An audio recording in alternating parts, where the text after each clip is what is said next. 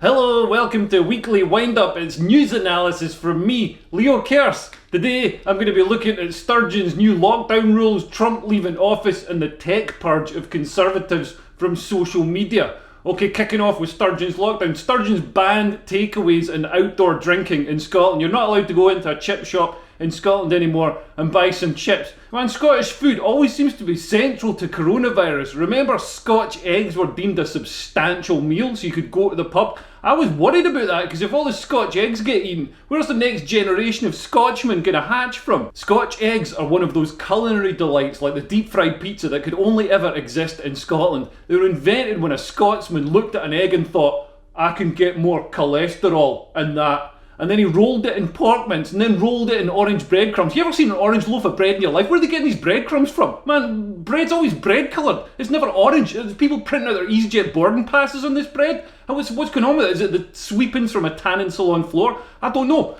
And then he deep fried it and he thought, now it is ready. They've missed a trick here. They could have put the vaccine in Scottish chip shop sauce. Nobody cares what's in that. As far as I know, this virus isn't transmitted by chips anyway. I think this might be some confusion due to the conspiracy theory that says Bill Gates is putting chips in the vaccine. You might think that's a shit joke, but it's probably good enough for Have I Got News For You. And Sturgeon's banned outdoor drinking in Scotland in January. That's a pointless ban. Look, nobody's going down to the park in Aberdeen, throwing a rug on the tundra and cracking open a jug of Pimm's in January. The Scottish weather forbids outdoor drinking anyway. The Scottish vaccine rollout is going way slower than the English rollout. To speed it up, they should put the vaccine in heroin. Seriously, drug abuse in Scotland is shooting up, no pun intended, because Sturgeon's regime are so harsh on alcohol. You can't get booze from shops after 10 p.m. Even when the pubs were open, you weren't allowed to buy booze in them during lockdown. Who's going to the pub in Scotland and being like, let's have a pint of Evian? You know what I mean? The SNP have put a big tax on alcohol, which is pushing people to use cheaper illegal drugs to get off their face. And don't tell me that sobriety is an option in Scotland. If you go to Dundee, within a day you'll be wanting to alter your consciousness so much you'll eat a urinal cake. There's not that many coronavirus deaths in Scotland. I mean, the average age of coronavirus deaths in Scotland is actually older than the average life expectancy, which is about 28 because it's Scotland.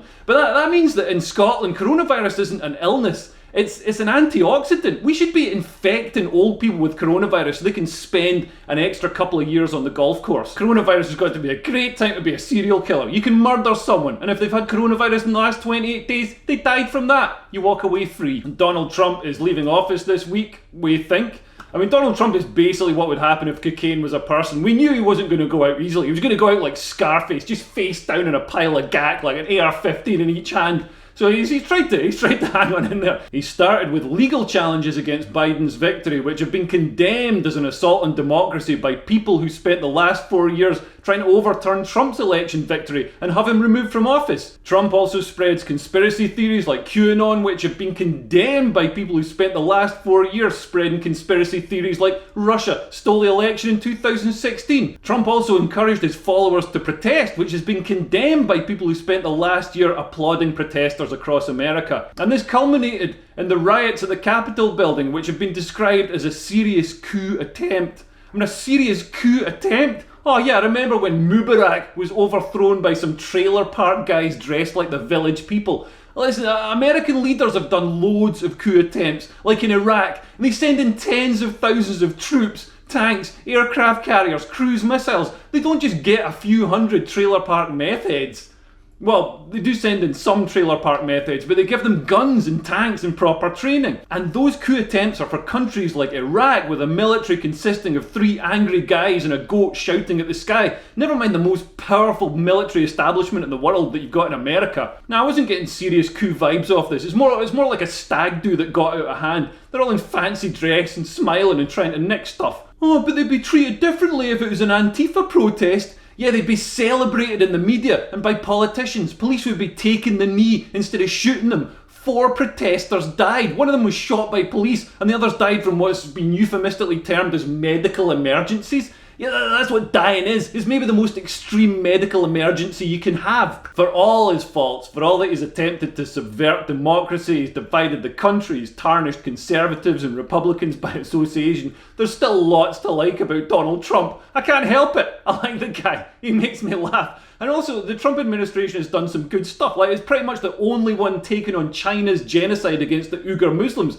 Compare that to woke organisations like Apple. They'll fire staff if they use the wrong pronoun, but they've literally been lobbying to use Uyghur Muslims as slave labour to make iPhones for woke millennials to Instagram themselves toppling statues of slave traders. You couldn't make this stuff up. Even the bad stuff like his wall. Like, people say, oh, Trump is stopping refugees. Man, I've been to that wall. I've seen it. It doesn't go all the way across the country. You can walk around it. You can get down to the Rio Grande, cross easily, but you just have to walk for 2 days. Trump isn't stopping refugees. He's stopping lazy refugees. He just wants the best, the most hard-working people in the country. We should do this with the English Channel. Turn it into a triathlon. Make sure we're getting the hardest workers who really want to be here. And remember when Trump caught the world's most deadly disease ever, coronavirus, and just strolled out of hospital the next day with an erection yelling, "Who's ready to fuck, motherfuckers?" Oh my god, and Twitter think they can hurt him with a little ban, which brings me to my final section, the tech purge of conservatives.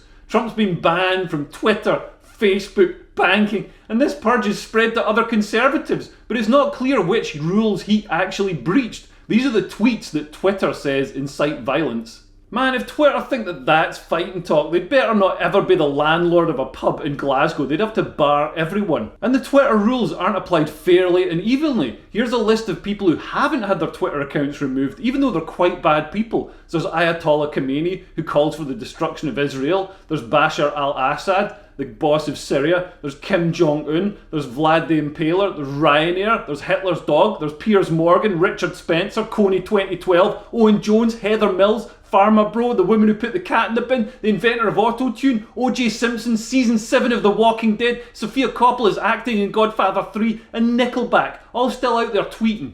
And the purge didn't stop there. Conservatives and free speech platforms had their payment processing, web hosting, email and banking removed from them. Whole platforms like Parler were removed, which seems a bit unfair because lefties used to say, oh, Twitter's a private company. If you're banned, you can use another one. So people did. And then the left went, well, we didn't actually mean that you should actually use other companies, so we're going to ban that too. Man, the left haven't even taken power in America yet, and they're already abusing it. If you're left-wing and you're unsure why it's a problem that people are arbitrarily being denied financial and tech services, just imagine that the conservatives are being denied a gay cake instead of the vital services needed to live in 2021. And I'm uneasy with all this being decided by unelected tech billionaires who operate arbitrarily and opaquely. There needs to be scrutiny and openness and regulation on this. And of course, the left try to smear anyone who wants free speech as a Nazi, because free speech was one of the core tenets of Nazism, wasn't it? Hitler tirelessly campaigning to stop books being burnt